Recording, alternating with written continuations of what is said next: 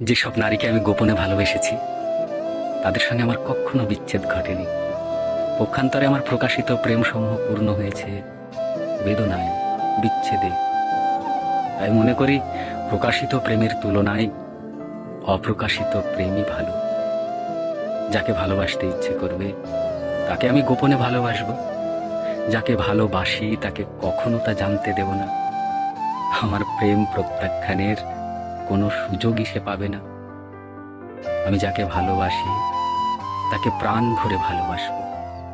যত খুশি ভালোবাসবো, যত দিন খুশি ভালোবাসবো। এই সিদ্ধান্ত গ্রহণের পর থেকে আমি ভালো আছি। শুধু ভালো নয়, খুব ভালো আছি। প্রেম নিয়ে আমার সমস্ত উদ্বেগ উৎকণ্ঠার অবসান হয়েছে। প্রিয় নারীকে ভালোবেসে আমি পরম স্বস্তিতে আছি। আমার আর কোনো ভয় নেই। আমার গোপন প্রেম নির্মলেন্দু গুণের।